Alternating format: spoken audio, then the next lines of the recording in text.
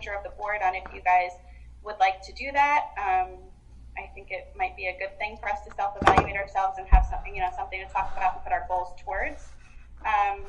As well as the ethics training is still on hold. As Ken mentioned, Phil Nicastro is extremely busy right now with everything with the reopening of schools. So we had talked about maybe having one of our attorneys come in and talk to us.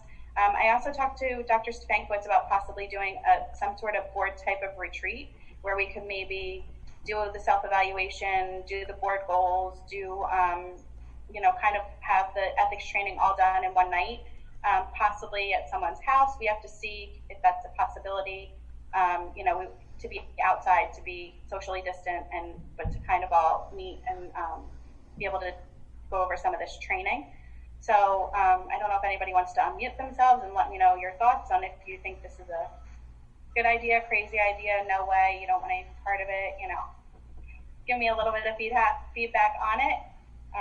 Yeah. Great. Go ahead, Jeff, I can hear you first.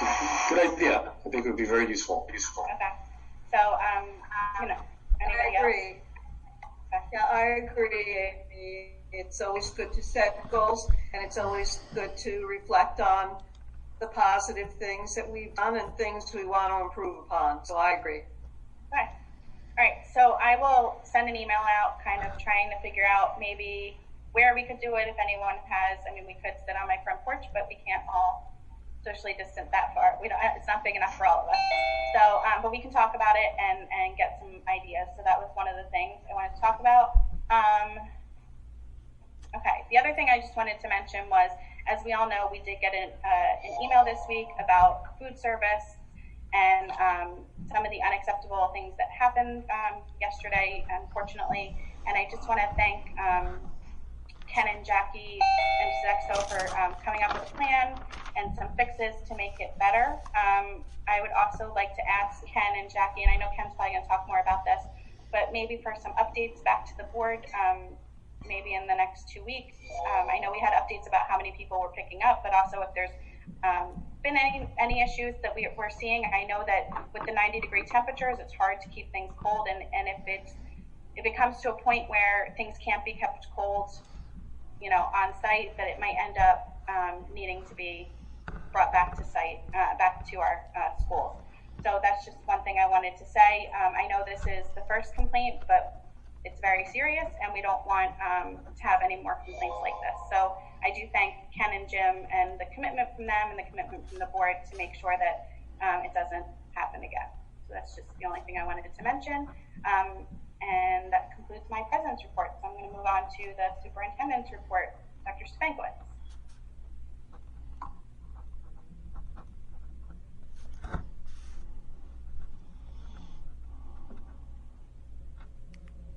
Can't hear you. We can't hear you.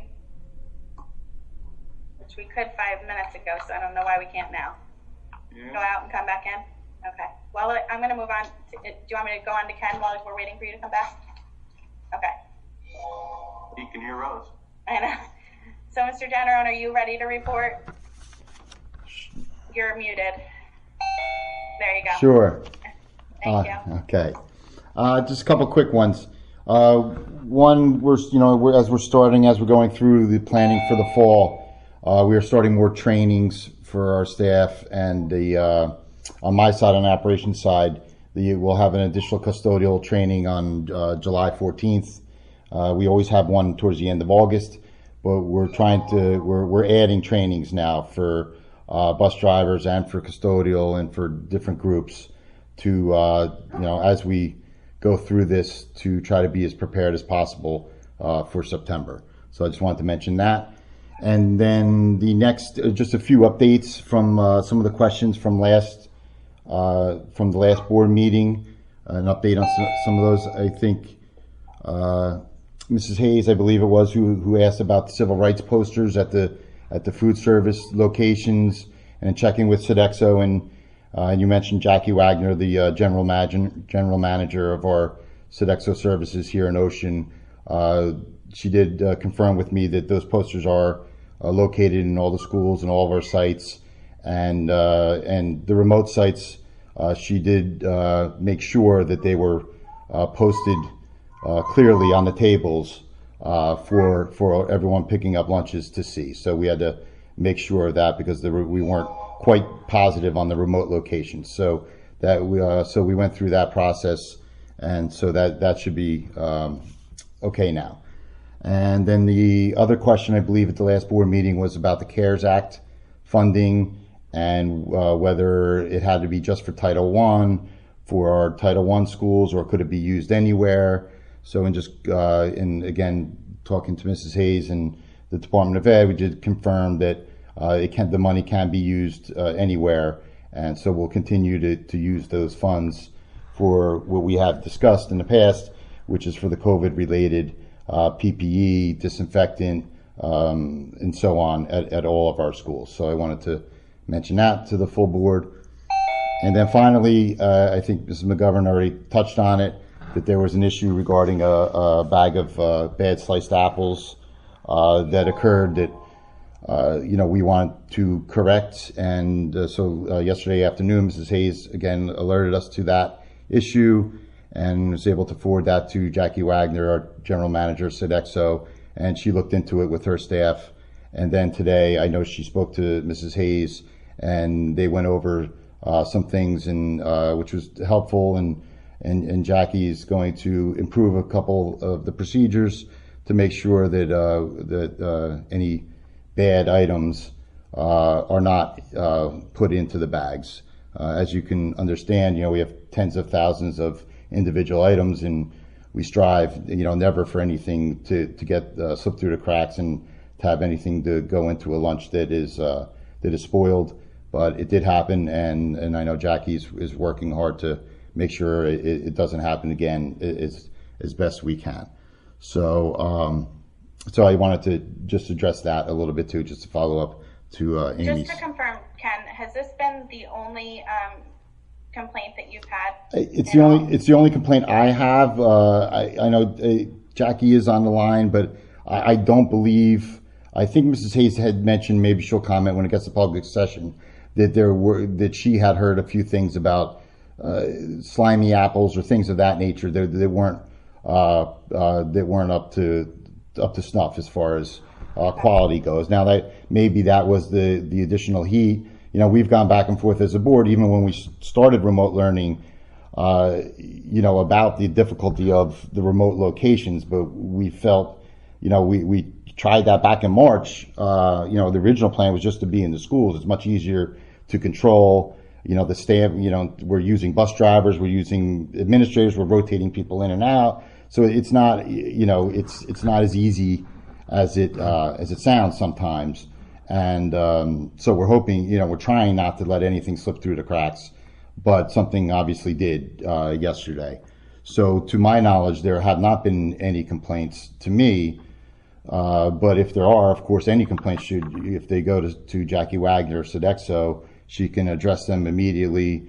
Sodexo has a great handle on compliance and food quality.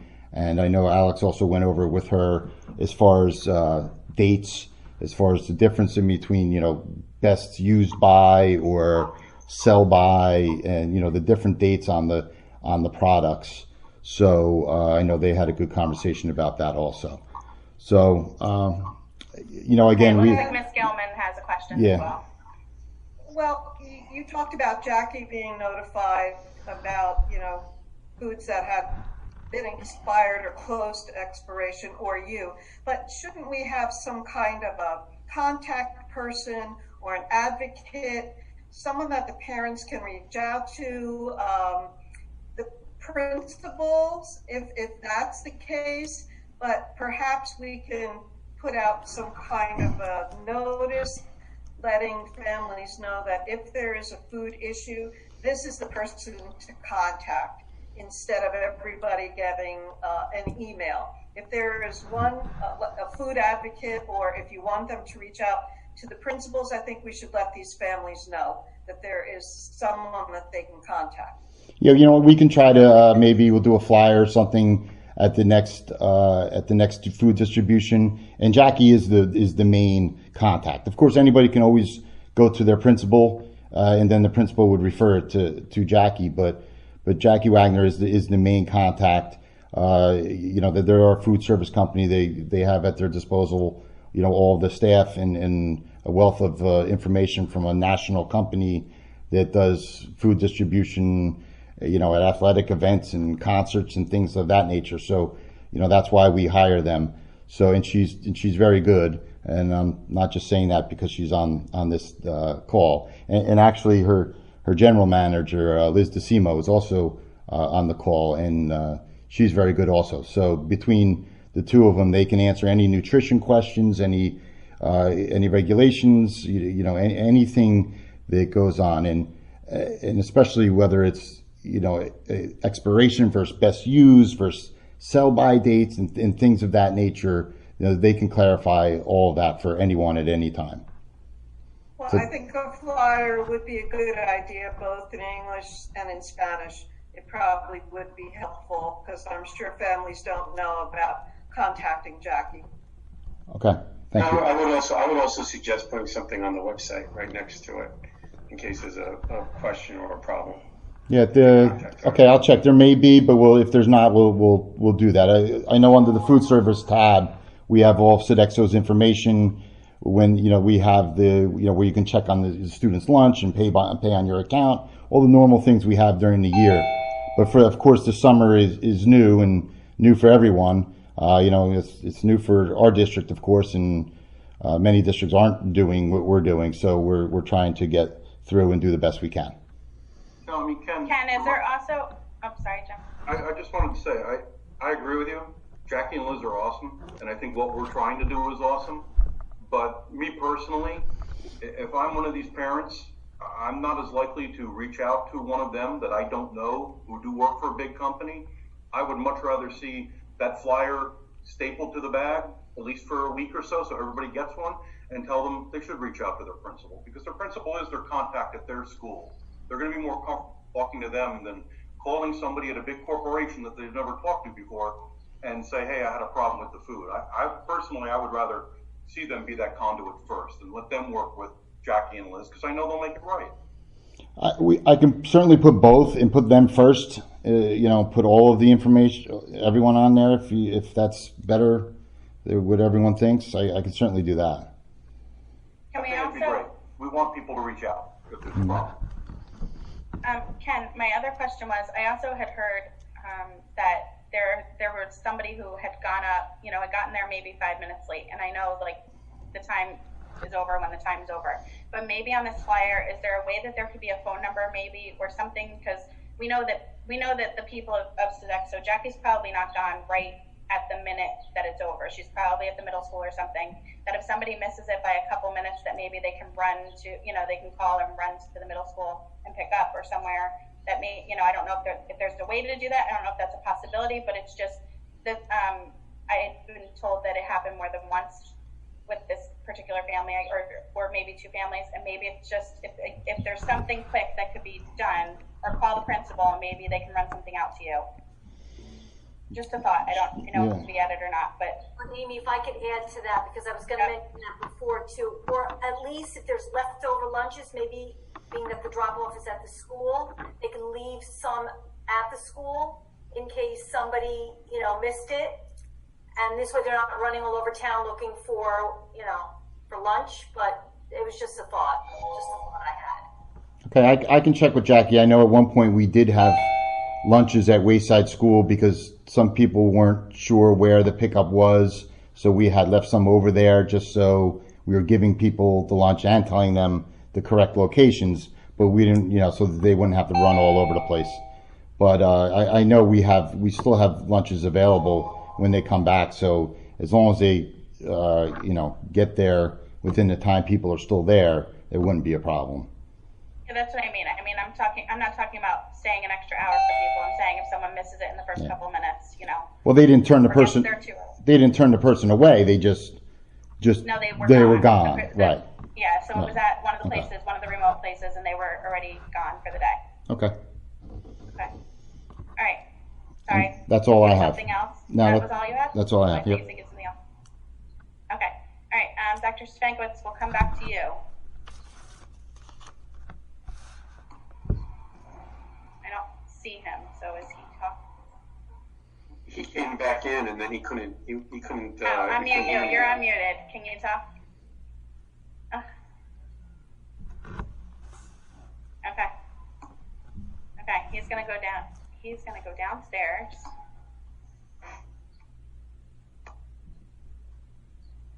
I promise everybody that's on this Zoom that we were just in executive session with him, and he was in the exact place he's in right now, and we were able to hear him just fine. So I don't know what the problem is.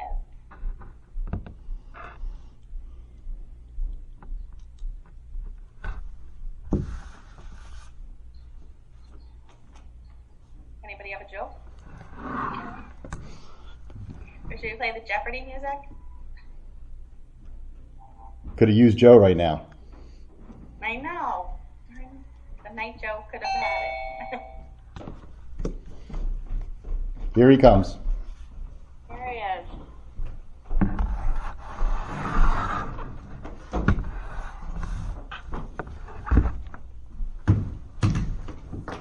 Hi there. Hello. How are we doing? Good. Okay, I'm sorry if I missed, but one thing I wanted to add to Denise's comment, and I apologize if, just about the food, and I apologize if I'm repeating something that was already said. But we did do that at the school locations. We would leave meals that would go into the refrigerator. So if anyone came outside of the hours, they could access that. So I'm sorry if that was, I'm just repeating. Okay, so I'll try again. Tomorrow's graduation day. As you can see from my class of 2020 mask, OTHS. So tomorrow we had, today we had our rehearsals, which I think Ms. Kasuba and Mr. Mato may be on, but they went very well. The vast majority of the kids came, and they started as early as 8 o'clock, so that was probably the earliest these kids have gotten up in quite some time. So we're ready to go. I think all we need to now is for the weather to cooperate tomorrow, which latest forecast seems to be favorable, but we'll see what happens when tomorrow comes. But first graduation is at 9 a.m. tomorrow for the high school, and then 11:30 for the board members who are arriving. You saw my email. Please get there about 8:30, 8:45 at the latest, and we have these wonderful masks for you. And then if you're coming to the middle school, they're red masks, so we have red masks for you. So we're very excited. One thing I did want to ask though is I did get a call today from Asbury Park Press, who wanted to send a photographer to the graduation. And I mean, while I think it's a great idea to do that. They often do that every year. We are limited. We do have room. I mean, we will be within the 500. We'll be close, but we can have someone. But I certainly didn't want to. I wanted to get the opinion of the board if they were okay with us having a photographer there. Just because, there's some people who aren't going to be able to be there, obviously, but we have a photographer for Asbury Park Press, right? So I just wanted to make sure that Doesn't the high school have a photographer? someone is going to be taking pictures of the students. That's going to be happening. That benefits students, right? So that we don't have a problem with that. But this is just this is something to take a picture of the ceremony to have it out there. So we can do it and be within the 500 person limit. Is there any problem that anyone has with that? I can call them tonight and let them know that they can come. They were excited because there are so few schools doing in-persons that they want to try to promote that. I think as long as they understand the guidelines of wearing a mask and remaining distant and all that, and unless any other board member has a question or a problem with it, I think it's okay. I did discuss that with them, of course, and they would have to do the health questionnaire and everything like that. So, Okay. So that's okay? Everybody's good? Okay. Looks like that's okay. All right. We'll let them know. Thank you. The other thing I wanted to just mention is that we the district put out our reopening survey, community survey, to parents and the community yesterday, and also our staff as well yesterday. And in just over a day, at the end, well, we're not even to the end of day 2, but we've gotten close to 1,900 responses so far on the parent survey. and about 350 responses so far on the staff survey. So we're getting a lot of good information that we'll be able to share with our task force next week. And you know, we'll send out reminders this week, but we're getting I think a pretty good showing so far with our with our survey. So we're very happy and excited about that. So if there's any questions about that, happy to answer them. I was when I read through the survey, I just want to make sure that we thought that everybody can understand the questions well. So it was a little bit like if you answered this one, you don't have to answer this. It wasn't that confusing to me. I just want to make sure that we felt like it was fairly easy and simple for. I was wondering how many you felt was going to be a good level of response you needed.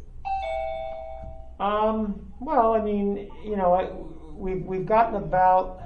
I mean, I think about the responses we got in remote learning were around the 800 number.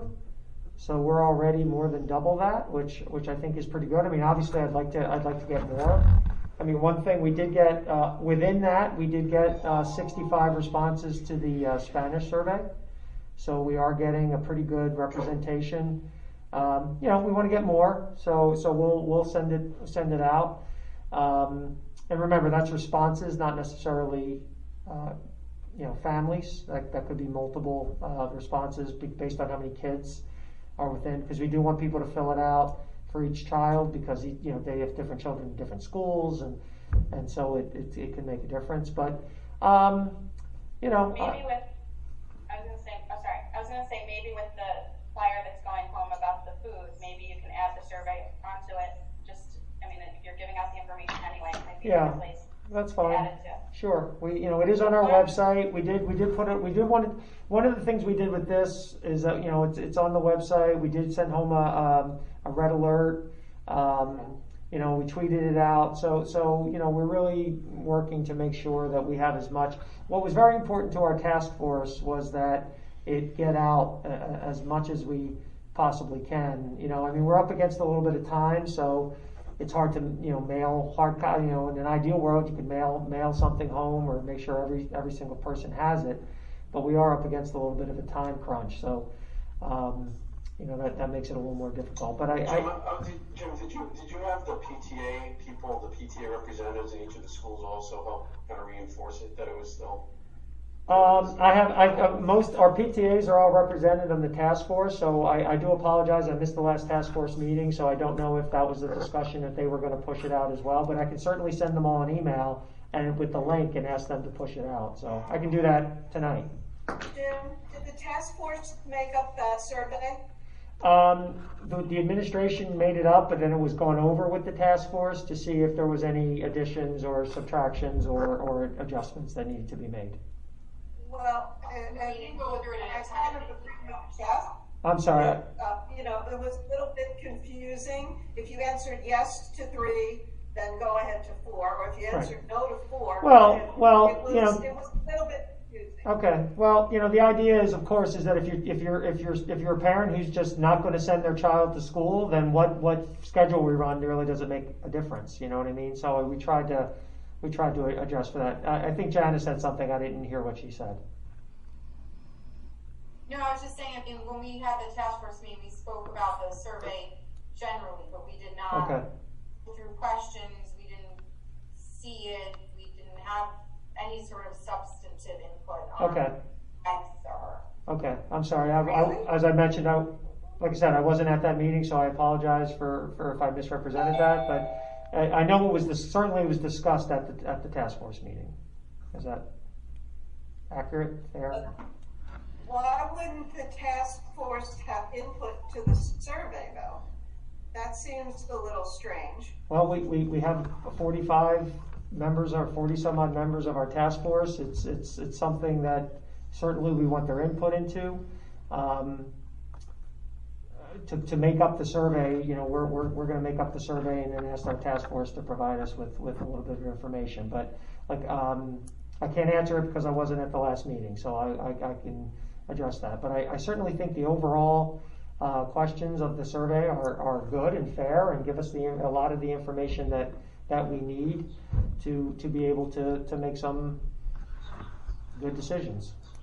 I think that the feedback, the only negative feedback I've gotten from the survey, I have a couple of emails about people that do work full time and the child care purposes, and that they didn't feel like the question was, they didn't feel like the answer was the appropriate answer in the question. So, I mean, I'm sure that there will be multiple things going out, and those people can be, I'm directing them to, you as well as. Sure. Well, that's really why, it's why at the end. There's also number 12, Yeah. they can write that information. Right. So, but that was the thing that I've gotten Right. like 3 or 4 emails on. Well, part of the issue here obviously is we're planning for something that is never been done before of what it's going to look like. So, and there's we have 3,400 parents that all have unique situations, and so it's hard to design a question that's going to meet the need of every single solitary person. So, you try to do something that's going to be kind of broad and answer it, but that's why we leave for that open-ended question, that open-ended question at the end where people can share what it is they, what might be their more individual circumstance. Okay, great. Do you have other stuff in your report? That was it. I was going to ask, Jim, it's Christelle. Mm-hmm. Could we as a task force get the results of the survey, sent out to us? Yeah, our meeting next week is going to be going over the survey results, yes. Okay, because I had asked if we could get the survey sent out to us before it was sent out, but that didn't happen, so I was just wondering. Sure. No, that was the whole plan, was to go over these results with the task force, so. Thank you. Mm-hmm. Okay. Any other questions from the board for Jim? No? Okay. I'm going to move on. So all motions are posted on the bulletin board and the district website. At this point in the meeting, we will now conduct the first of 2 public comment sessions. The first session will be open for public comment on any agenda item. The second session will be at the end of the meeting, and it can be on any topic. Would anyone from the public like to comment on the agenda at this time? And if you would, please send Mr. Dietrich a message that you have a question, or raise your hand. I see somebody just raised their hand. And as well, he'll call your name and unmute you in the order. And the other thing is when you do get your comment, please state your name and your address for the record. So, Mr. Dietrich, I'm going to turn it over to you. Did you see that Joseph, I think it was Moschella? I'll catch up. First off is Cindy White. Okay. Hey everyone. First of all, congratulations on getting us to graduation. It's quite an accomplishment for everybody. So thrilled. So great job. I have several questions, all about Section 8 and then one about Section 10. So I'm going to start with 8.1, ESS Support Services Contract. ESS has converted from a different company, and if you look at the reviews from Indeed, and I'm going to save you all from scrambling through your agendas, they are providing not only bus aids, but also classroom aids to our special education classrooms. April 2020, a review from Indeed from an employee that says they need to implement training according to expected functions. A one-to-one aide needs to know how to manage children.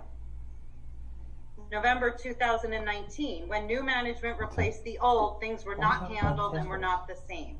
The whole point of the test meeting I last week was to go will over the survey. continue, I've done this for 3 years, outsourcing classroom aides in a special education environment is a disaster waiting to happen. It is not fair to our teachers, it is not fair to our students, and it is not fair to our parents. And we do nothing to ensure that their training aligns with our training. So we don't know if they're trained in seclusion and restraint.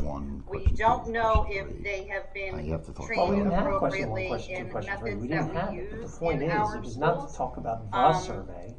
It was to talk about the types of questions Even the they bus felt should aides, be are we asked. trained? Are we making Yeah, sure was they're it- was trained that- in was first that aid? done? Are they trained in how to provide first aid for a seizure? Are they trained in provide first aid for hypoglycemia? These are issues that our bus aides and our classroom aides face every single day, and outsourcing them is never a good idea. That also applies to 8.2, the MOESC contract. Again, why are we outsourcing to this population? Would anybody like to respond to that? Go ahead, Ken. Okay, this is a yearly approval and a yearly question, I believe. For both of those items, they are only for fill-in purposes.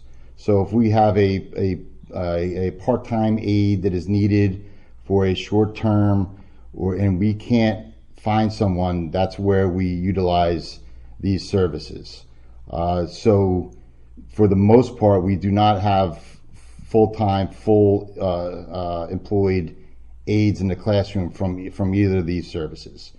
We do utilize ESS for some bus aides, for mostly out-of-district transportation, but we do not utilize for full-time aides in the classroom. We hire as best we can. These are only aides that if we can't find the position because it is part-time or a few hours or a few days a week, or maybe it's only in May or June, or it's only for 4 weeks, then that's where we utilize these services. And they go through whatever training our aides go through. We also invite. Well, they don't. They're not trained in hour seclusion and restraint. They're not trained in de-escalation. For transportation, they certainly are. Now, again, we most likely do not have a classroom aide from one of those services, but when we do that. So we don't. It's not mandated that these services provide you someone trained in de-escalation. This is something we haven't even completed training our staff on, and it's not in either one of the contracts. And again, and I know, Ken, we've gone back and forth about this for years, right, but it's not in the contract. So, number one, we have a seclusion policy. We don't even have a seclusion room. So if they're trained in seclusion and restraint as the law is written or as the state policy mandates, how does that apply to Ocean Township? It doesn't apply because it doesn't exist. So what's going to happen if they have to provide an assist to a student? Are they going to be looking around for a seclusion room?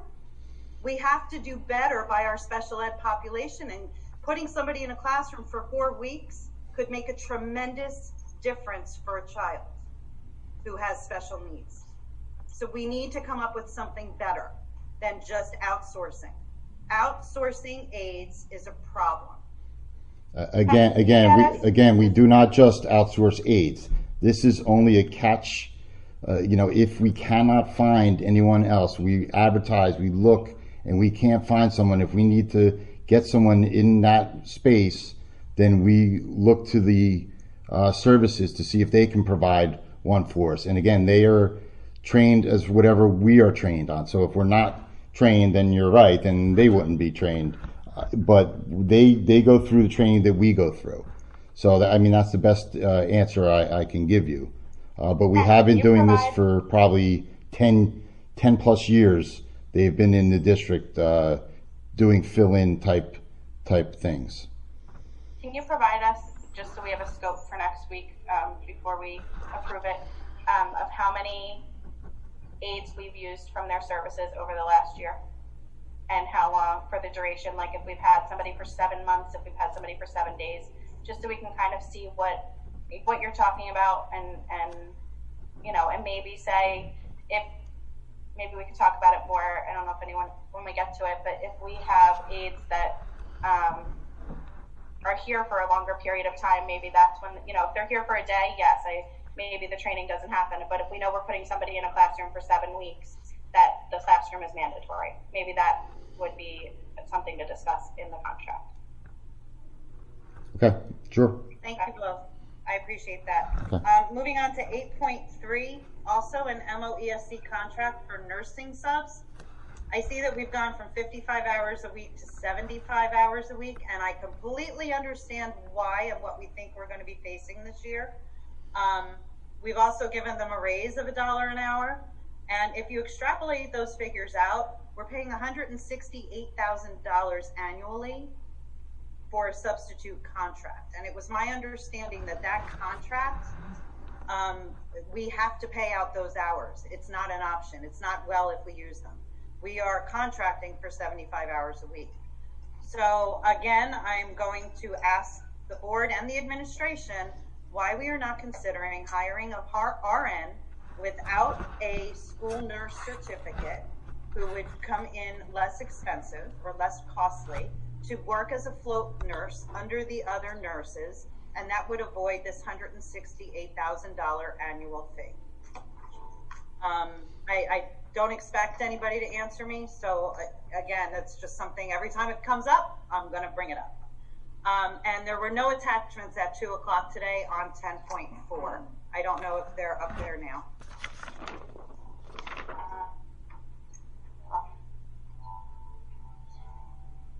It's under public comment. When I look at public comment, it says that it's there. It's there now? Okay. You're talking about the fall coaches? Yeah. Yes, it shows that it's in public comment on my end, so okay, I would great. assume it's there. Yeah, it's just hard to go back and forth with Zoom open. All right, thank you very much, and congratulations again on getting us to graduation. Thank you very much. Okay, Mr. Dietrich? Okay, next up is Mrs. Hayes. Hi there. Just one update, because I know I wasn't in contact with everyone on the board today with some of my discussions with Jackie, who, by the way, was fantastic, and I appreciated that she took the time, lengthy amount of time, to address my concerns about the food. And it really kind of was only mentioned just now by Mr. Janarone that it was a bag of apples, so I would like, the 75 folks that are on this call to not realize that a big stink was made over one bag of apples. It was unmarked sandwiches, it was expired apples, expired carrots, warm milk, which poses a health problem. So I just wanted that stated. But I do love the ideas that some of board members just came up with about having a food advocate and the flyer on the bags. I would also like to say that it would be helpful to add a PTA contact to whatever you're putting out there, because while I love the idea of please talk to the principal, rather than, while Jackie is great, people might not like to approach somebody they don't know. I think the PTAs are an excellent conduit to our parents, and particularly parents who don't really want to go to an administrator or anything like that. So, and I mean, that's how we found out about this incident yesterday, was somebody reaching out to me. So I think because we have that relationship with parents, we should remind the parents how to get in touch with us. If you could add all the PTA contacts on that thing. And I did also want to shout out, if we could have, or ask, could we also have a backup plan for when something like this does happen? How do we get a hold of that family? How do we get a hold of that family who told us, well, now my kids aren't going to eat today? We didn't really have an answer. I didn't have an answer personally, so I arranged a local restaurant, Elker's Pizza, was kind enough to donate dinner to this family yesterday. I hadn't heard anything from the administration yesterday, so I feel content that at least that family got some food yesterday. So could we have some kind of a system in place that if there are complaints about this, or say somebody comes up with this food is rotten, or this food is I can't eat, or I had an allergy reaction, like what are we going to then do to make sure those families are fed? I think that's all I have right now. There weren't too many questions, but those are just my thoughts. Well, I would hope that with the flyer that's going home, that if they are going to be talking to the district, that we will reach out and figure out a way to get them fed for the day and, have that take place. So I think that's part of the important thing of having them reach the right people directly, so that we can respond to it immediately rather than it going through, a series of people. If we get this right to Jackie, or if someone wants to call right to their principal or Ken, then we can respond to it immediately, identify the family, and figure out how to rectify it without losing time. Sure, sorry, but I notified the district at 11 in the morning, and nobody got back to me till 10 o'clock at night. So. But I noticed in your email also, except this wasn't the first time it had been brought to you, but unfortunately it was the first time you had brought it to, at least to my attention, and I believe the first time you brought it to Ken. So all of the previous people who had reached out to you, unfortunately that never got to anyone who could actually do anything about it. So now that you have brought it to us, we're going to figure out a way that we can make sure it doesn't happen again, and then put in backstops in case, unfortunately, it does. But I think it is of the essence when this does happen. And I did want to reiterate that Jackie had some great solutions, and I think we kind of brainstormed together about some possible new food ideas and some variation. And she is going to kind of commit to the staff being a little bit more on top of the food being cold, I guess, while it's a 2-hour program, because they were not being refrigerated while the bags were out for the public. Right, and that's what I was saying earlier, that I'm thankful to her for doing that. So thank you. Refrigerator when it's out in the middle of Now there are, just so it's clear, there are cool plates at each of those locations. So there is a refrigeration mechanism there. Of course, with the heat, it's not always easy. But I just want to clarify one thing with Mrs. Hayes. So there was it more than one bag that was spoiled, or was it, and the other ones were date concerns, or was it more than one bag?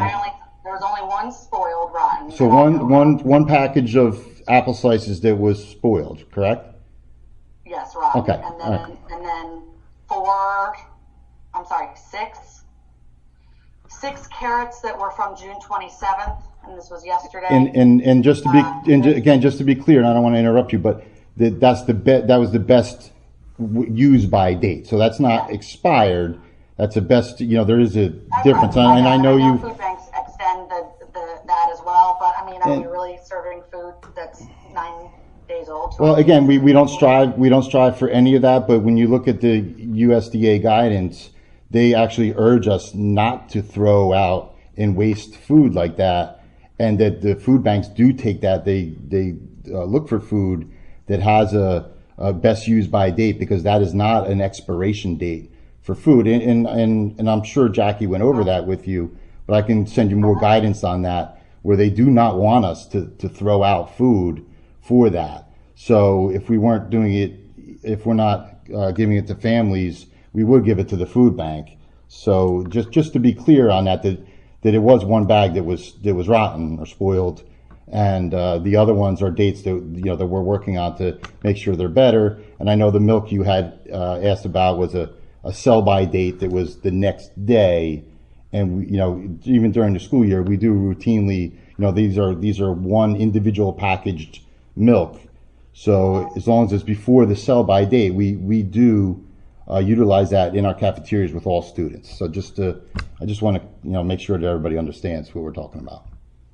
And the milk was warm, and if anyone wants to come get the carrots from 627 at my house, you guys can come eat them, because I still have mine. Okay. And the sandwiches were not. They're also going to put stickers on the bags, which I think will be helpful. Yeah, that was a great idea. Mentioned yet about a pack date and an best used by, because the turkey and cheese sandwiches had none of that, so you really have no idea when those were expired or not. Yeah, that was a good that idea. Will help parents to know that. Yep. Thank you. Is there another comment? No, but I thank the local restaurant that also stepped in to feed the family. Thank you. To Oaker's Pizza. Mr. Dietrich? Okay, we're up to Joseph Moschella. You can unmute yourself. Hi, how's it going? I just have a question about the models that they have put out in the survey. I'm confused by the models, by what they're proposing. Like, what level of virus spread mitigation do they honestly hope to achieve? Having the kids go back to school for half days, or 1 week on or 1 week off. What is the idea behind this thinking? Road to recovery. How is it supposed to stop? If, let's say, a child is infected from spreading it to other children, even if it's in some short time or any capacity like that. Do you want to take this? Sure. So it's been explained to us and put out in the Department of Education's road back that it is the expectation that all schools will open in some capacity in September. Of course, that's the guidance right now. And within that road back, in order to open, there's also an expectation that social distancing and proper guidelines would be in place to ensure obviously the only way to 100% ensure that we're not dealing with any type of infection is to not be in school. But we're not really giving that as an option at this point. So we have to try to think about what conditions can we create that would minimize as much as possible the possibility of infection. So when we think about what we would do, one way to do that, we know that we can only to properly socially distance. We know that we can only put about 12 kids in a classroom. So we think about what we would need to do to have 12 or fewer kids in a classroom at one time, and what would we need to do that. We have to think about transportation, we have to think about cafeterias, we have to think about all of those things in order to make sure they're put in place. Now, the guidelines do allow for all kids coming in to school if they are wearing masks all day long. So that's the basis for one question. So we get an idea and say, well, how many parents would be willing to send their kids and have them wear masks all day and have them all be there? The other option, of course, is to try to have kids be there for part of the time while on remote the other parts of the time. And so we know that with about 12 kids in a classroom, that's about half. And so that's what helps guide us for the other option that we're looking at. And then the question is, is it easier for students to, from a childcare purposes, is it easier to try to arrange childcare every other week or the same days each week? So, for example, if half the kids are in 2 days a week and the other half the kids are in 2 days a week, is that an easier childcare situation than every other week? By the way, none of it is easy. None of it's easy.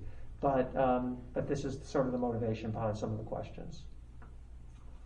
Oh, okay. So they're saying maybe I'm confused by it. So the idea is with a half day, half the kids go in for a morning session, and then the other half of the children go in the second half of the day. So that in turn will cut the classes in half. Correct.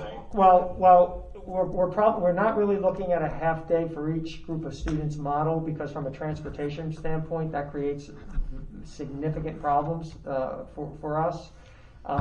So we're really looking more at half the students in a certain number of days per week, and the other half of the full day, and then the other half of the students the other, and the other, whoever's home is ideally going to be engaged in the class just remotely, while some of the kids will be in class. Okay. All right. I guess that makes sense. I guess the key would be consistency with the schedule. Obviously that would make it easier for people to plan. So. Right. That's what we're trying to accomplish: is a consistent schedule each week, so people would know how to plan. All right, understood. All right, I'll be following closely to see what, Don't worry, we all will be. Trust me when I tell you. One of the biggest challenges, and we say this all the time, is if the whole county, for example, was in sync. But that's very difficult to have happen, because everybody has different needs. Some districts are K-8, some districts are K-12, some districts are only high school. So obviously, high school folks don't need to worry as much about childcare. I'm talking about kids being home alone, things like that. So there's so many different scenarios to take into consideration. And the one thing I can say with probably only 100% certainty is that any plan that we come up with is unfortunately not going to be met with 100% satisfaction, by the community, because it's just almost, there's so many different scenarios to take into consideration. So that's why through our survey, hopefully we get the consensus of where people fall, and then we go from there. Okay. Well, I appreciate your time. Thank you. Thank you. Mr. Dietrich, anybody else? Yeah, we're going to circle back to Mrs. Hayes for a follow-up on that discussion. Okay. Can you just let me know the thinking, or what's being discussed right now about specials classes, and also the specials teachers? Like, is their workload going to be changing? I know some districts are across the country are even getting rid of specials and specials teachers. Can you address that? Like, what's going to happen? Yeah. Well, we certainly don't have an intention to get rid of our specials. That has been suggested, that we not have specials. We don't agree with that philosophy. We're still in the process. Obviously, if we're in a hybrid model, then students will more than likely, who are at home and virtual, will more than likely follow the schedule that the kids in the school are following. If we happen to go back all on, and so that would include specials. That would include what the normal day would be. If we're on a full remote schedule, it will look different than what it did last year, and it will be more structured. It will follow more of a structured schedule, but the elementary schedule may have some variation as it relates to specials, and we are examining that right now. We're talking with our supervisors about that. Some districts only had specials on certain days, but that's really how it is too in a week, right? So if you're, you may have art on Monday, you may have music on Tuesday, and that kind of thing. So that's still being determined. And that's the one thing, just to always remember that, we do have a task force, and each school also, as per the guidance, is putting together a pandemic response team, and that's happening as we speak.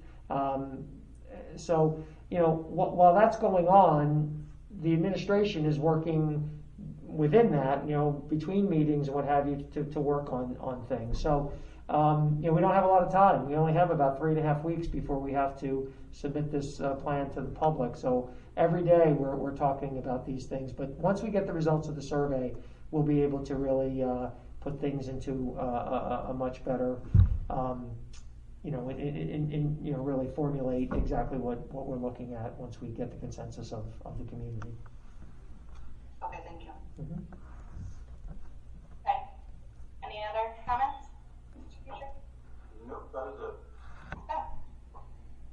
Thank you very much.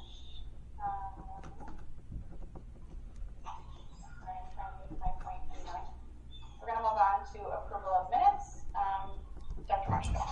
Thank you, Ms. McGovern. I'd like to move to approve the meeting minutes in accordance with Board of Education bylaws for the work meeting and executive session minutes of June 30th, 2020. Have a second, please. Second. Okay, any comments, corrections, questions regarding the June 30th, 2020 meeting minutes? Hearing none. Ken? Okay, all in favor? Aye. Anyone opposed? Aye. Any abstentions? The motion carries. Thank you very much. We're going to move on to financial management. Ms. Gilman. Yes, Ms. McGovern, there are 5 items for discussion this evening. We begin with 8.1. Board of Education and Administration will discuss the continuation of an agreement with Mission One Staffing Service, now known as ESS Support Service, LLC, to provide classroom and bus aids for special education programs and transportation on an as-needed basis during the 2020-2021 school year. 8.2. Thank you, Mr. Dietrich. Board of Education Administration will discuss an agreement with Monmouth Ocean Education Services Commission to provide part-time instructional, special education, and transportation aid placements as possibly needed for the period of July 1, 2020 through June 30th, 2021. 8.3, Board of Education and Administration will discuss the registered nursing service for 2020-2021 at the Ocean Township High School, Township of Ocean Intermediate School, in elementary schools as needed, provided through Monmouth Ocean Education Services Commission at a rate of $56 per hour. 8.4. Board of Education and Administration will discuss a renewal of the NJ Shared Insurance Services, including workers' compensation and property and liability coverage, with the New Jersey School Insurance Group for a one-year premium, July 1st, 2020 through June 30th, 2021, for a total amount of $1,234,518. It includes all lines of coverage, enabling school districts to cooperate with each other to make the most efficient use of resources. And 8.5, Board of Education and Administration will discuss the extension of award of the automatic temperature control for the 2020-2021 school year with Jersey State Controls, Lakewood, New Jersey, increased as follows, listed below. Mr. General? Okay, thank you. I think we touched on number one and number two, and as I said, it would be the same as it's been in multiple years as in the past. These standing contracts on an as-needed only basis. Number three is a proposed change. Partially we've had part-time nurses at both our intermediate school and high school through this contract for many years now. I'd have to look up exactly how many years, and I'll get that to you for next week. But we've had part-time nurses in both of those schools that have acted to supplement our nursing staffing, and also for field trips. And if you remember, we've discussed the difficulty of getting substitute nurses. So that's how that came about, was having these part-time nurses from an agency that could cover field trips and go to a different school if someone was out. So that's what they've been used for in the past. And as everyone knows, with the upcoming in September, with the health questionnaires, the temperature taking, and God forbid someone is sick during the day, or whether it's COVID related or not, there's going to be a lot more put on our school nurses. So this proposal would be to give them the additional help. So it's moving the part-time staff that has been here for years to full-time. So it's approximately about a $70,000 increase for the two of them, for both of them. So that's where it is financially, and I don't know if the Dr. Spankwitz or Jen Zona, who supervises the nurses, they can always jump in if there's a need. But that's the reasoning for this proposal and discussion. And let me finish out, and then I guess you want to take questions on each? Yes. Go ahead, I Irene. have a question about a bill that's pending regarding districts outsourcing things like bus aides and instructional assistants. If that bill should pass, how will it affect us having approved these contracts? I have not looked at that specifically, but normally it would not. That would be if we were taking existing staff and we were going to reduce our staff and go out to a contract. That's not, what this is. But I would have to look more specifically at that legislation and see what it says. I can check on that for next week also. Thank you. Any other questions on 1, 2, or 3? So Ken, I think Ms. White brought up the idea of having a roaming nurse. Have we ever thought about that? Or Well, now that the hours are being increased by so much? Well, that is what these two nurses are. Even though they're stationed at the high school and the intermediate school, they act as substitute or roaming nurses. So if someone at one of Mass's school is out, we can take one of the nurses from the other one of those nurses from high school or intermediate school and move them to the elementary school for that day, or if there's a field trip, maybe they go on a field trip, or the nurse from one of the schools goes on a field trip, and so they do use them exactly for that as a roaming nurse, and that's why in the contract, I'm sure it says it somewhere, that they can be stationed anywhere. Now they're just they're at those schools, but they can be used anywhere, just because of course there's more students in those two schools, but they are moved around frequently. Well, I mean, instead of having one roaming nurse, you like the idea of having a bullpen of nurses? I'm not sure if I understand the question. Well, I think the suggestion was that maybe we should have one full-time substitute nurse that we kind of employ. A district employee. What? A district employee. A district employee, right. Well, I would say that, we're moving them up to full-time for this year only because of the pandemic. If that's something the board could certainly entertain going forward, if they feel the necessity for a full-time district nurse, then we certainly could do that.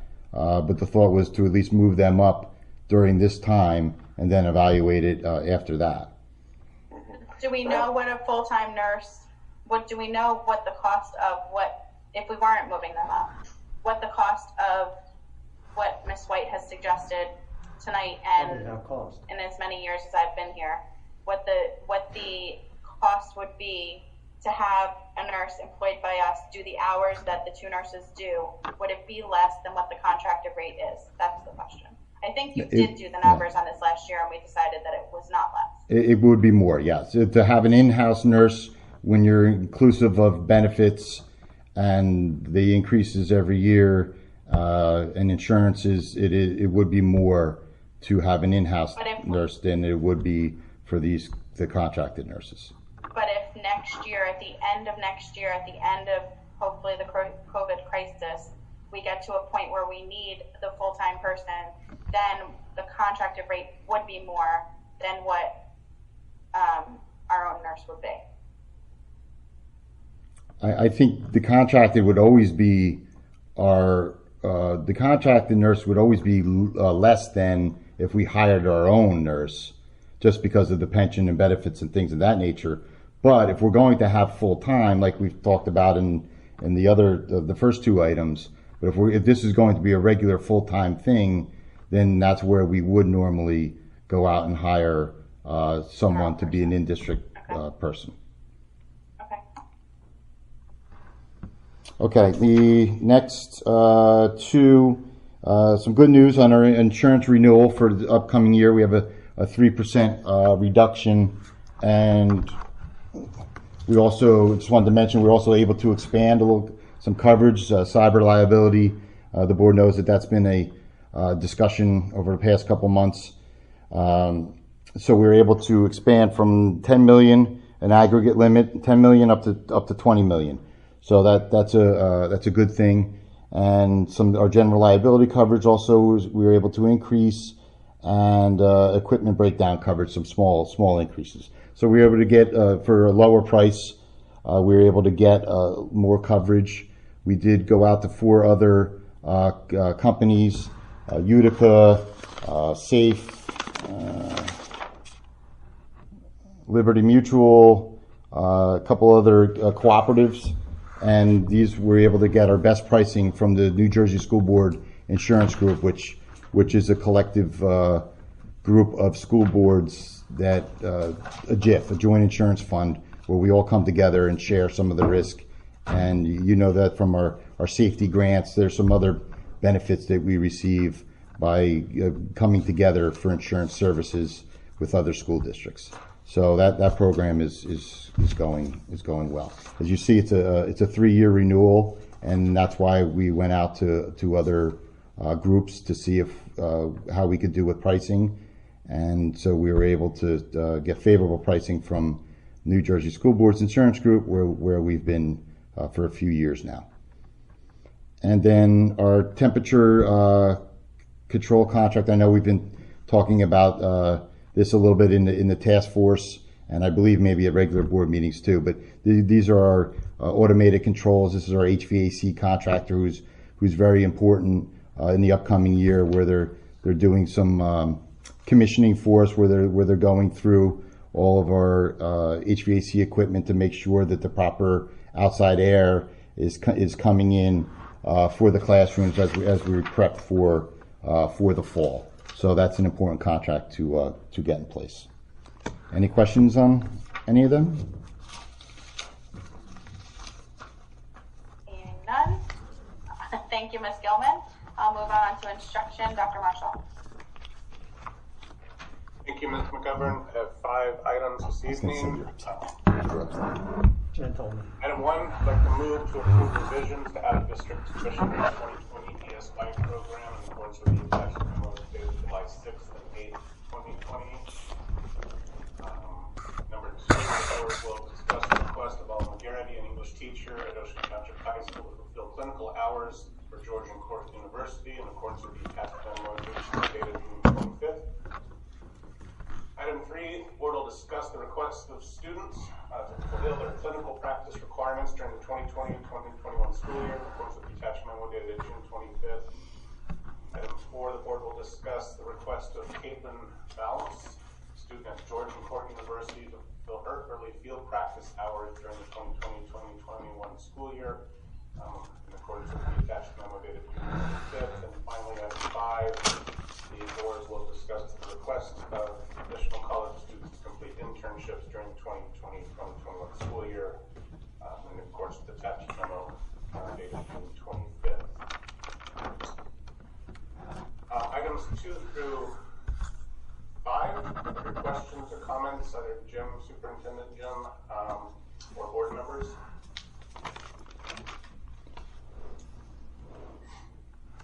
If there's any questions, they're all pretty straightforward. I just have one question. The clinical hours, are they teaching hours? Is that what the clinical hours are for? Well, clinical hours would. Yeah, I mean, or clinical hours if they're for some like a social worker or something like that, or a counselor. But which one are you referring to specifically? Clinical practice are.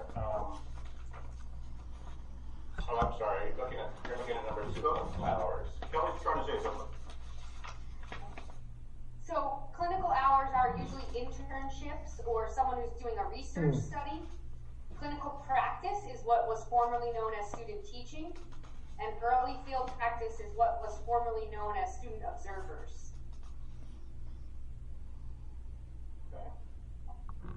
Right. So for example, Alma Garrity looks like she's doing an internship, administrative internship. So that's what she's doing her reading specialist internship. So I'm sorry. A reading research project at the high school. Okay. And she's conducting hours of observation and investigation into reading. Okay, I'm sorry. Because when I saw Dawn Kasuba, I thought it was something different. Okay. Thank you. Any other questions on anything?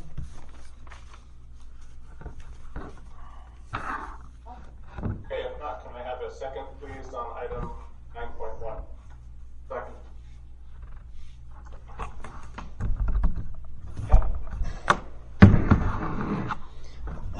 I'm here. Okay, Mr. Dietrich. Yes. Mrs. Fuller? Yes. Mrs. Gilman? Yes. Dr. Marshall? Yes. Mrs. Parlamas? Yes. Ms. Tallarico? Yes. Mr. Weinstein? Yes. And Ms. McGovern? Yes. Okay, the motion carries. Thank you, Dr. Marshall. Moving on to personnel. Mrs. Parlamas. Yes, I'd like to make a motion to move items 10.1 through 10.6. Do I have a second? I'll second. I guess it was Jeff. Sure. Mr. Weinstein? Okay. Okay, we ready? Yeah. Okay, Mr. Dietrich? Yes. Mrs. Fuller? Yes. Mrs. Gilman? Yes. Dr. Marshall? Yes. Ms. Parlamas? Yes. Ms. Tallarico? Yes.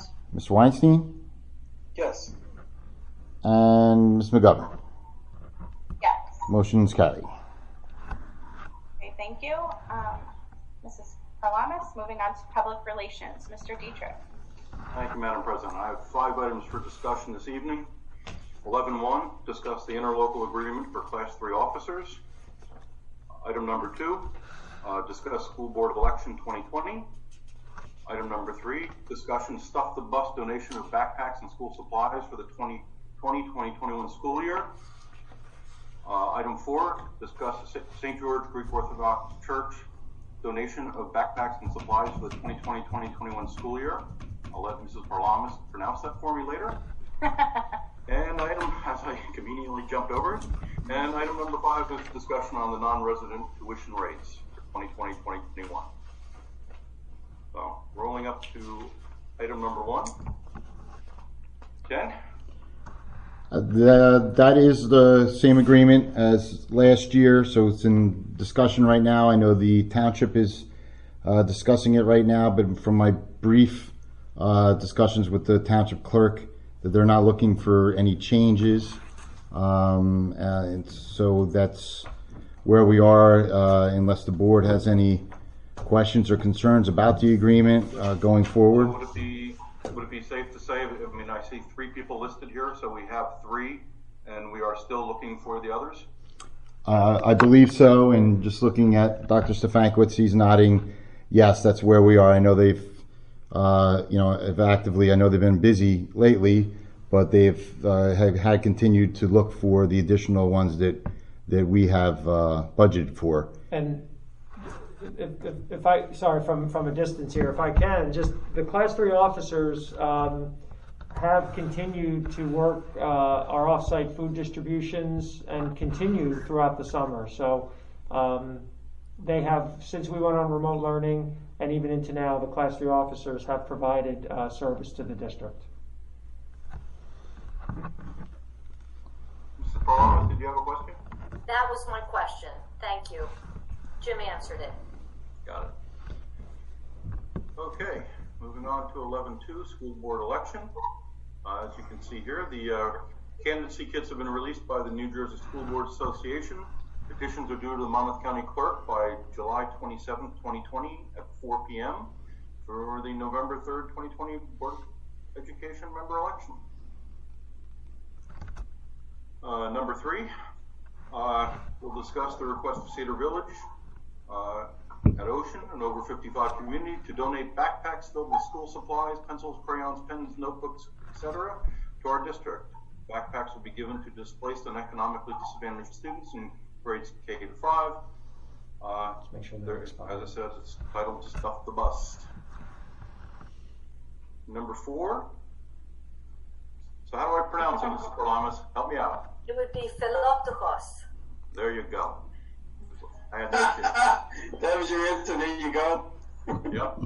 You can give it a try. Administration will discuss the request of St. George Greek Orthodox Church, Philoptochos Society, Ocean, to donate backpacks filled with school supplies to our district. The backpacks will be given to displaced and economically disadvantaged students in grades K to 12.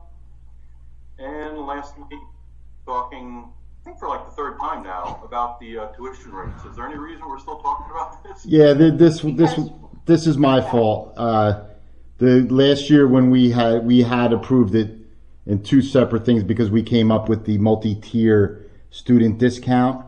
So inadvertently, when we approved it last month, it did not have it. It looked exactly the same, but it did not have the. And I know, Mr. Dietrich, you remember because I think we worked on those percentages probably 3 or 4 times last year. So that those percentages slipped by me but I caught it for this year. So I needed to reapprove the resolution with, it's really the same resolution except for the 2nd and 3rd portions of the multi-student discount. That's the only thing that's new. It's the first is still the same, but it's the 2nd and 3rd, the percentages are added. So that explains that. Got it. Okay. So anybody have any questions on items 1 through 5? No? That's it. All right, thank you. Okay, moving on to old business. Is there any old business from the board? I have two things that I'd like Sure. to ask about. So, one would be if the board could revisit the HIP policy of having principals as the anti-bullying specialists, given all the issues and challenges and responsibilities principals are going to have in the fall. So that's one thing, because I know we've talked about that in the past. And also, the wellness committee, because now it's July, and hopefully we can get that off the ground since we're supposed to collaborate with the task force for the reopening. Yes, so the wellness committee, I think you and I discussed that hopefully once the reopening has a plan at the end of July, that then we would roll into figuring out the wellness committee, maybe with a conversation, as I had talked to Dr. Spankwitz about, of you, Ms. Tellerico, since this is to kind of be able to give your ideas to Ms. Zona, and I thought Mr. DePasquale, because I figured that was he would be the person, as head of guidance to discuss it with. So I would think that would start, or I would say that's the beginning stages of that would be after the reopening committee commences, and that is that. If you have something to add on that, Mr. or Dr. Spankwitz. Yeah, Do you think that's going to be enough time to coordinate, even a meeting when there only be 4 weeks left before school reopens? Yeah. So yeah, if I can just add to what Ms. McGovern said, so one of the questions on the survey speaks to how concerned are you, as a parent about your child's, mental health and social emotional learning, and we're seeing that a pretty significant number of people, at least in the first 2 days, are saying that they are concerned about that. So that's going to be a major part of professional development for staff. It's going to be a major part of what what school is going to look like throughout, but particularly in the first several weeks of school. So I absolutely think that by the end of this month, and certainly by the beginning of next month, once, as Ms. McGovern said, once we sort of have a good idea of what our overall plan is going to be, once we finalize that plan, which we'll have to do pretty much by the end of this month, then the wellness committee can really dig into exactly what that's going to look like for the start of school, and we've already just administratively started to think about that and talk about that, but the wellness committee, I do believe, will get going by the beginning of August to really flesh out that particular aspect of what we're doing. And the HIB, I would say that we can, Mr. General, if you can write that down as something to add as a discussion, maybe to a later meeting. Is that okay with you, Dr. Spankwitz? Sure. Also, old business, I'd like to just thank Jen Zona for letting me know my mask was upside down. So thank you for that. Appreciate that. Okay. Is there any other old business from the board? Well, just to follow up what Grace Ann was talking about for the wellness, I see in our school board notes that districts are going to be required to test at least grades 7 through 12 on a regular basis signs of depression. And I'd like to just make sure that becomes part of our opening salvo in the months going back from having been isolated during the pandemic. That's going to be a very important issue that we will be dealing with next year. Definitely. Can I just add something to that? Sure. It seems like that one of the things we're going to have to do is also, this is about engaging the parents, right? Just not the kids. And how to create some method to coach them or make them aware or preemptively before these things occur. Is that something that is there some strategy on communicating with parents during this weird time we're going to be entering into? Any guidance you think, Jim, from them on creating a parent focus groups or advising the PTA on how they should engage with parents? Well, I think that's certainly something the wellness committee can discuss and come out with a roadmap for just that type of thing. Sure. Okay.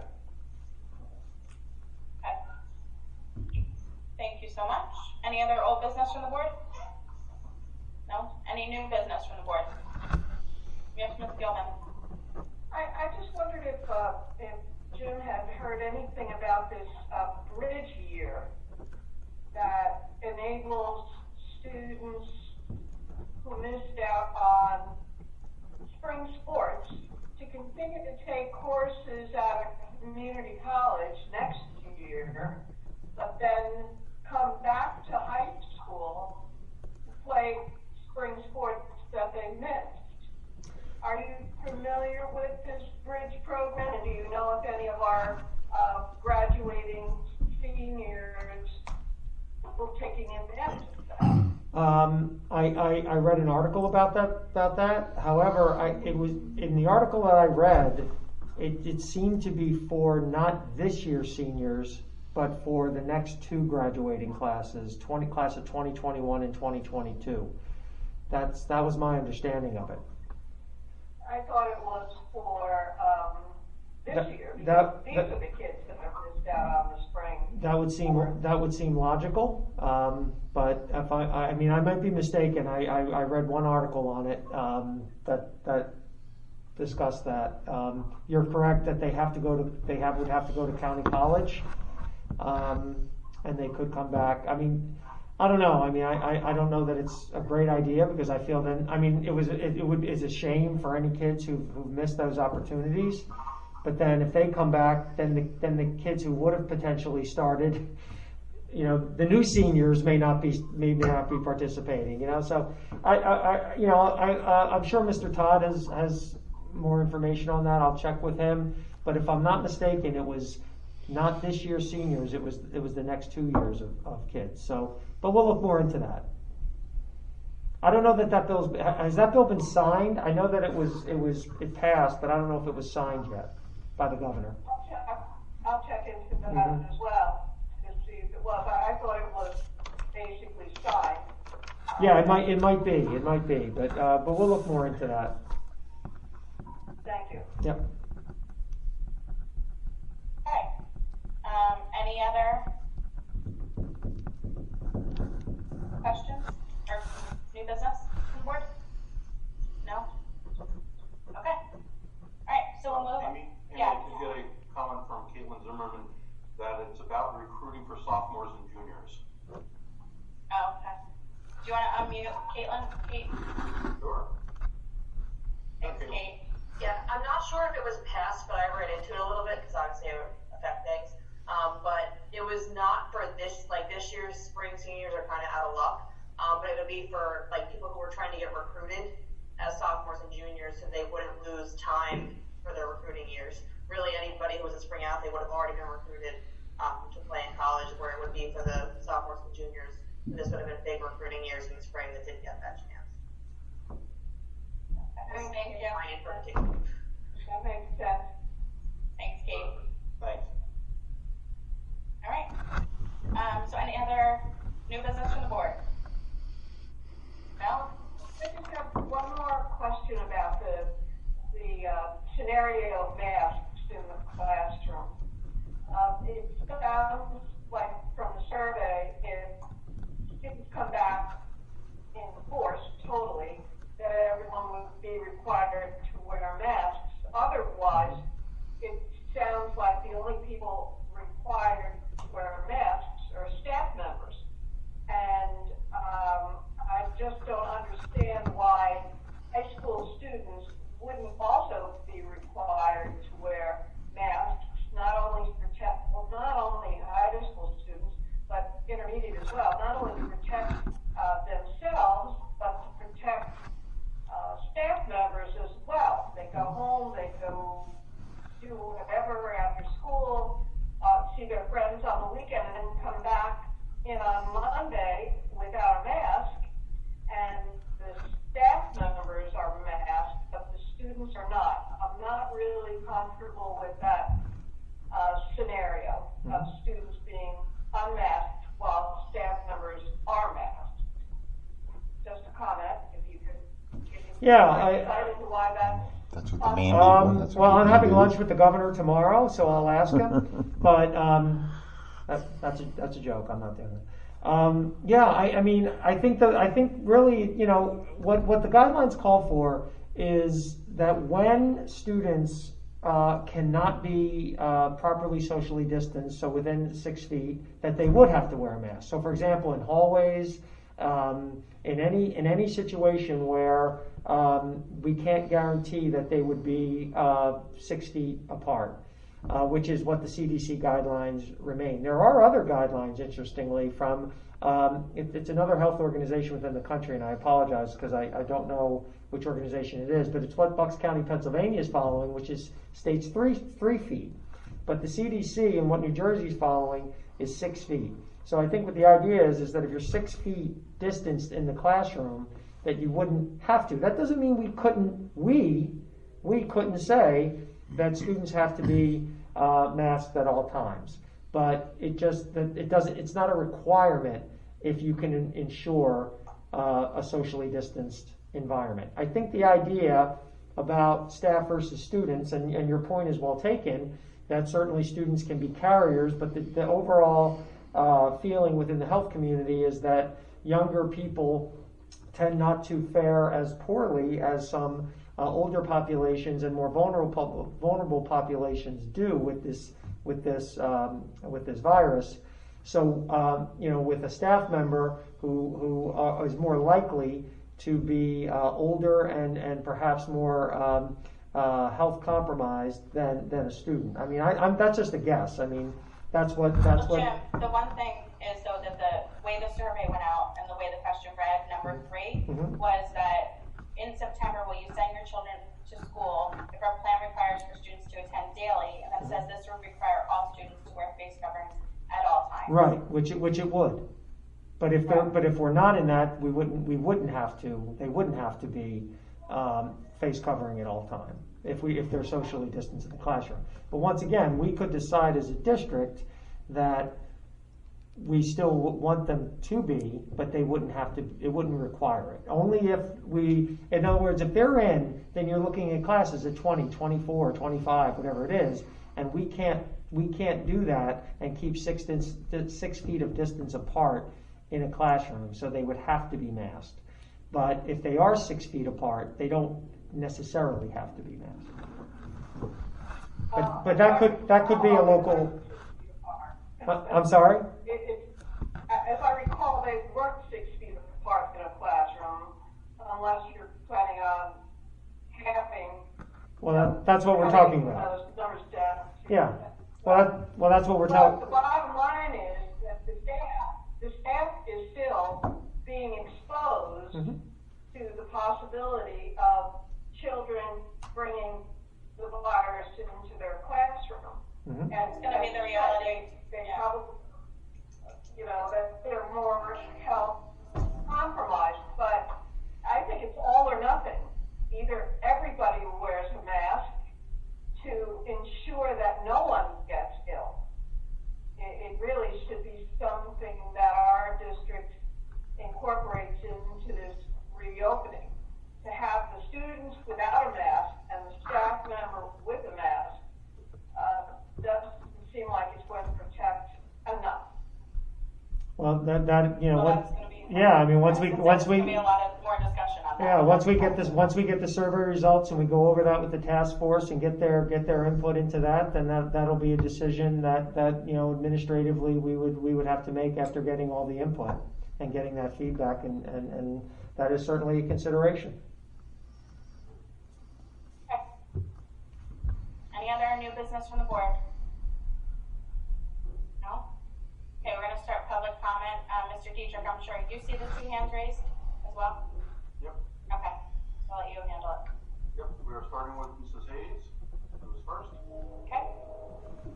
Of the 45 or so members of the task force, I thought the governor's roadmap, that lengthy document, stated that it should be representative of the school district itself. I'm just curious how many people of color and non-English native speaking parents are on this committee. I can't speak to how many people of color because I don't know how each individual person may identify. I don't think we have any native English speakers at this point. What I have asked is for each school's pandemic response team to ensure that we do, if they can make sure that they have school-wide representation, since unfortunately, we don't quite have that, or at least don't appear to have that on the district-wide task force. And how are we attempting to reach out to Spanish-speaking or Portuguese-speaking or Haitian Creole-speaking families who may or may not be taking the survey, but just reaching out in general, because there are cultural differences in terms of childcare or work or whatever. So how are we trying to engage? What are we, 30 to 35% minority in the district? If I'm adding them all off the top of my head, but so how are we engaging this? Yeah. Well, I think the main. Jim, you're muted right now. Oh. Hold on. I wasn't. I don't know how I got muted.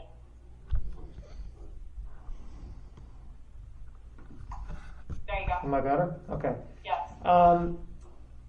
I think the primary way that's going to take place is through the each school's pandemic response teams, because each school's language breakdown is a little bit different, and so they are best suited to address the specific parents within their community.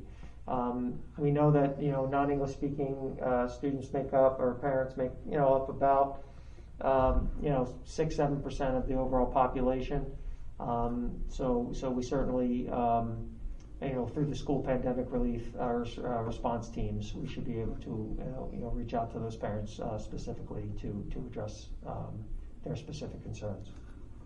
Pandemic response teams don't even get formed until after the plan. They're forming right now. Right? They're forming right now. Okay. I've asked each principal to give me a makeup by hopefully the end of the week. So so the principals are helping to nominate. The principals are running their school's pandemic response teams. Okay. Yep. Okay, that's great. Yep. And in the survey, will you be breaking down per school, because I think there might be different considerations for not only elementary versus the older kids, but some of the child care for a high school parent is different. Yeah, we can absolutely break it out by school. Yep. And I think the idea would be is that we would give, I think the task force in general will be looking, I think, at the general results, but we'll give the school specific results to each principal, who can then discuss that within their response response teams. Relief, response, I get confused sometimes. There's so many task forces. I know. And what is the difference between, what are the high school coaches, I think this is my third or fourth questions. The high school coaches, what's class 1, 2, or 3? It's not really group 2, Roman numeral. That's a contractually, like a contractual designation, that's a negotiated piece that within the contract itself designates a particular coach or advisor, whether they may be like a head coach compared to an assistant coach, compared to something or like a different groups, different like extracurricular activities are designated within a particular group, depending on like how long within the year they take part, how much responsibility, things like that. So, and there's a different pay structure to each group. Okay, it's kind of evident on how many years they've been here too, but the high school football coach makes the most, and he's the only one making that salary, and he has the same amount of years. So I'm just curious why his is the most. Like I said, that's based on, and within each group there are also years of service. So it's contractually determined, like a salary is contractually determined. It's based on where a person, their level of experience when they come into the job, and then each year they would in the guide. Yeah, it's like a guide, and then each year they would go up in number of years. that's what it's based upon. Okay, that's interesting. And finally, the wellness committee that I know Grace Ann is on, and I think she's excellently suited for that. Who else is on the wellness committee? Are we adding parents who are social workers? Yeah, we're in the problem. We were about to form that when pandemic struck, so it did kind of get put a little bit off, but we'll be forming that in the next couple of weeks, and so we certainly, what we typically do there is reach out through our PTAs to ask for their input in parents who hopefully have a particular background in an area that would serve the committee well. Okay, thank you. That's all I have right now. Okay, Mr. Dietrich? Okay, we're going to go to Mrs. Green.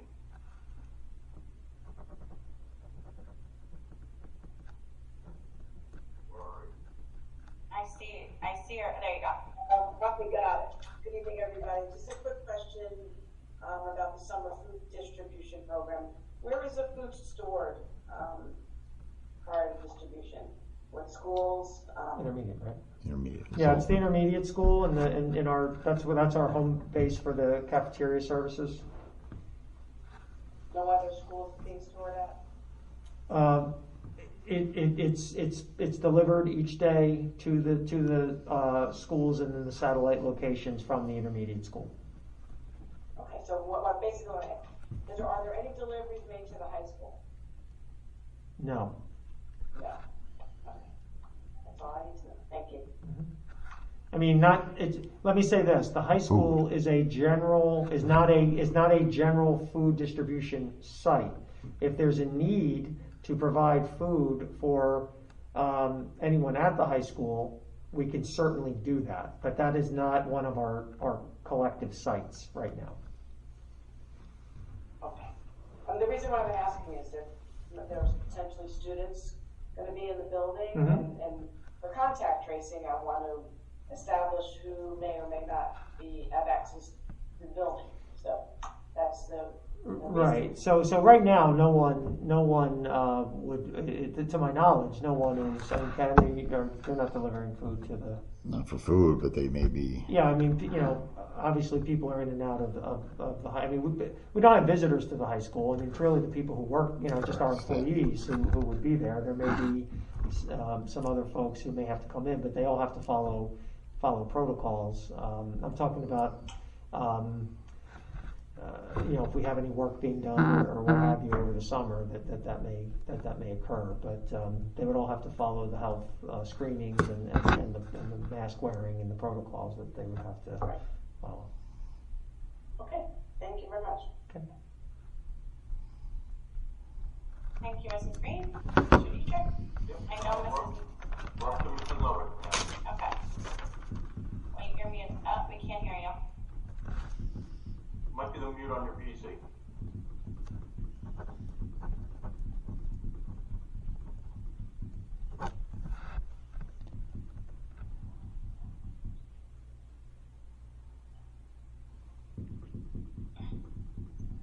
Still can't hear you.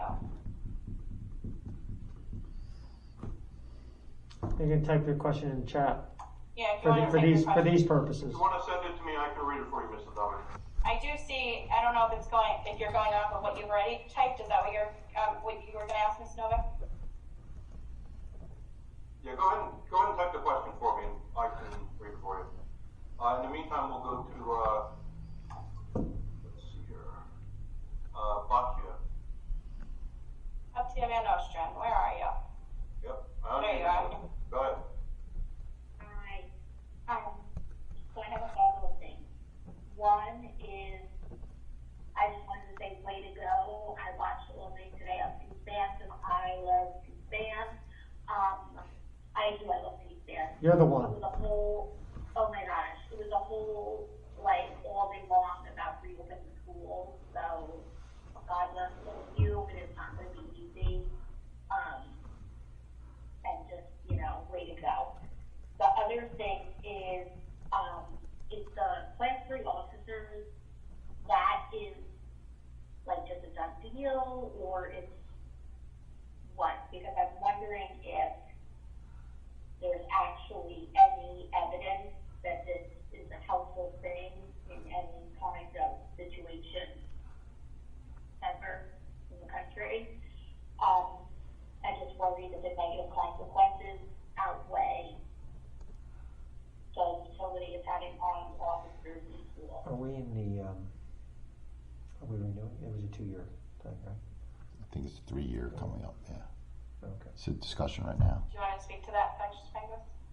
Well, I was just asking Ken the question. I mean, our original contract was a 2-year agreement, right? I believe this is 3. And we're looking at a 3. So I mean, this is a discussion item right now, you know, for the board. I mean, as far as you know, the research, you know, what the research will say is that it certainly minimizes the time that it takes to respond to a crisis situation.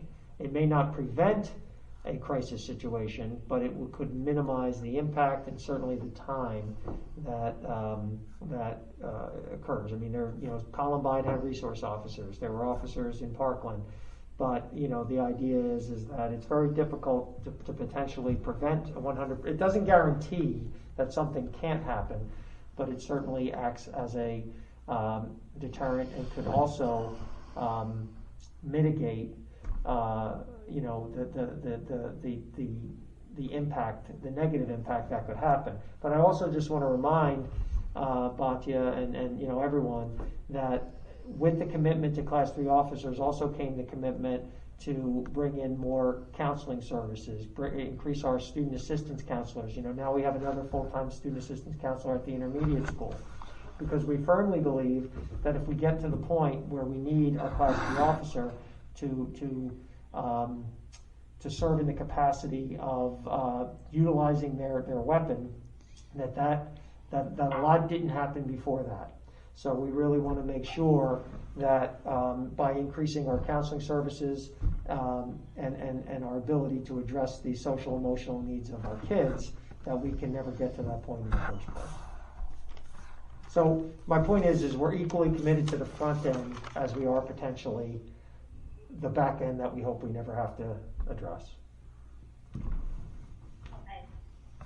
Thank you. Did you have something else, Batya, or that was it? I thought you said you had another question. Hold on, let me unmute you again. Alright, was that it? I think that's it. Okay, thanks. Mr. Dietrich? Yep, I have the question from Mrs. Novak. Okay. I am concerned about the emotional health of the students related to online screen time in whatever model the district decides to choose for the September opening. Has anyone taken into account pediatric recommendations for screen time to be no more than 2 hours a day for children over 8 years old?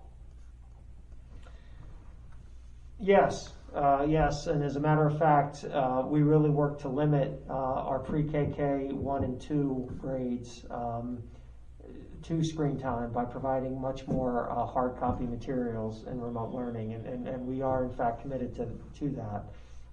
As the grade levels get higher, the resources just they do really require more technology being used. So we are cognizant of it, and it is something that we really work hard to try to balance, particularly for the younger students. Absolutely. But at the same time, I mean, let me also just say that initially our early plan was to practically have like our pre-K students and our K and 1 practically not on technology at all, and we were getting more requests from parents to have their kids on technology. So it is a balance that we always are trying to strive for. And the follow-up, Jim, was about older children, like in the 14-year-old range. Mm-hmm. In terms of not limiting their time?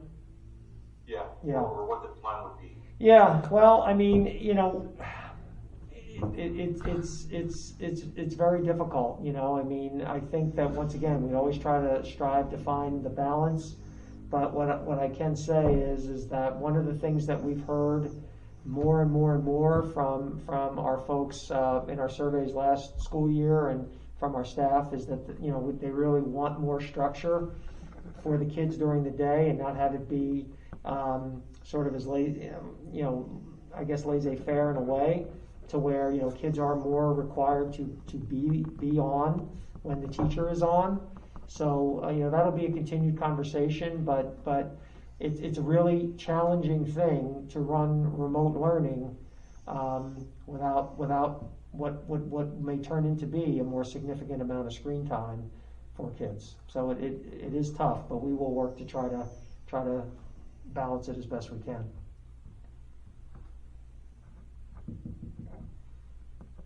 Okay. Any more questions, Mr. Dietrich? No. Okay. I'll give it just a second. I want to thank Mr. Amato and Ms. Kazuba as well for getting everything ready for tomorrow. I heard from numerous parents today that the rehearsals went well. So I know that Dr. Stefankiewicz said it earlier, but with the minute I'm giving for public comment, it deserves a second mention. So thank you very much. We also, if I may, want to stress that for those who will not be able to attend, because I'll just remind everyone, it's 2 guests per student, or 2, if not 2 guests per student tomorrow. So please adhere to that. But it is being live streamed. The link will be sent out right before, and will be accessible right before the ceremony. So 2 views. Everyone can watch it. So we encourage you. Will the link be on the website? The link will be on the website, absolutely easily found. So we really want to, and we tested it all today. It all worked. So 2 views. Good. Ken's saying 2 views. What is that? Oh yeah, multiple views, 2 camera views. Close up and a broad shot. So it should be really good. I agree with you. I think Ms. Kasuba and her team, Mr. Amato and his team have done, and they've worked collaboratively along with everyone in the district, and we have a lot of staff members coming tomorrow to help, volunteering their time, which is outstanding. We want to thank all of them. They were there today at the rehearsal. OTPB will be helping us. I mean, we have a lot of. I think it's going to be a really terrific ceremony to send our kids off the way they deserve to be sent off. So look forward to. I think we should also have a special mention to Mr. Bosmans and his team, because I'm sure that I haven't been there yet, but I am quite certain that they have done a lot of work getting stuff ready. So Mr. Bosmans, Mike Hall and his team with the tech piece. I mean, everybody was committed to make sure this happened for the kids, and we just need Mother Nature and her team to help us out, and we'll be okay. Yes, sir. All right. Thank you, Mr. Dietrich. Anything else? There was one little piece of Mrs. Novik that I didn't see. She had a remaining question for Jim about the books as an option in lieu of Chromebooks, or are there options for books?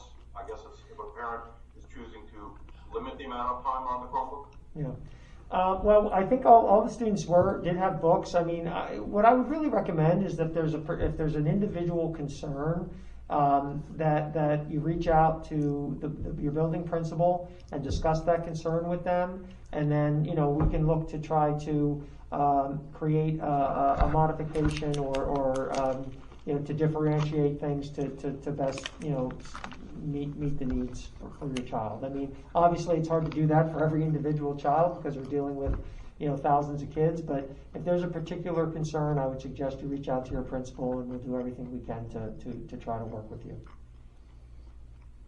Okay, she gave you a thumbs up. Thank you very much. And we have one more person, Linda. I'm sorry, it only says MC. So please give your last name, please.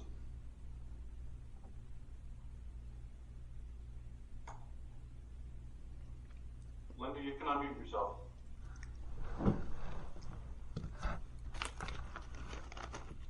Hi, I'm Linda McKeon. I just wanted to ask the question that I thought the survey is misleading in saying masked at all times. So when I took the survey for my children, that was the impression that I had. And now seeing that it's being brought up as not masked in the classroom changes my view completely, because I don't think that 13 kids in a classroom plus a teacher, possibly an aide, is a safe environment for, germs to circulate. It was very misleading, and I don't know. Well, I think in that question, it was only the first choice that said that the mask would be required. If the only time mask would be required at all times was if all the kids are in at one time. So I apologize if that was misleading. But I think we will. I mean, we have 1,900 responses right now, and we're going to get more, I'm sure. I mean, if you wish to. If you want to contact me or if you want to fill it out again and change your response, you certainly, could do that if you'd like. But I think by with that many responses, we're going to get a consensus that gives us a kind of an idea of where we are. And once again, we're always going to work to put the safety and health of kids and staff first in this. So. Do you think that I would be the only parent that misunderstood that as masked at all times, meaning that in the classroom, not just in hallways? So I'm sorry. So what part did you misunderstand? My apologies. When it said masked at all times, right? I assumed that meant in the classroom. It does. The bathroom. It does. If we're daily, Linda, if we're daily. What Dr. Spankowitz is saying is that the question was saying, if we're in school every single day, if every child is in school every single day, right, then every child would have to be masked, which is, I think, what you understood. That's correct. And at all times. Correct. If we went to a hybrid model, it's the only time that the kids would then have to be. They would not have to be masked in the classroom if we were in a hybrid model. It's because we could be socially distanced, but they would have to be masked in the bathroom, in the hallways, in areas where we could not guarantee 6 feet of social distance. Right. I mean, I don't know. Okay. I think by what your question was, I think you did understand it correctly, the way that the survey was meant to be taken. I think that some of the comments that were made possibly got you confused. But the way that you took the survey, if you said that you wanted your kids or you wanted everybody masked at all times if they were in school daily, is the correct way to answer it. Right. Right. Now, I didn't see any questions about if we go for a split school day or whatever, anything, a modified day. Would they be masked in the classroom as well as in the It said in that question, it did say that they would only have to be masked when social distancing was not available. Okay. Sure. Yeah. I'll have to go back and look at it again. Yeah, it was the question right. Yeah, it was a question right after the one that said it was masked all day. It's the next question. Thank you. Nice to hear your voice. You too. Okay. Do we have any other questions or comments, Mr. Dietrich? That is it. Okay. Do I have a motion to adjourn? Motion. May I have a second? Irene raised her hand for a second, so we'll go with Irene for a second. We're adjourned. Thanks, everybody. Have a good night.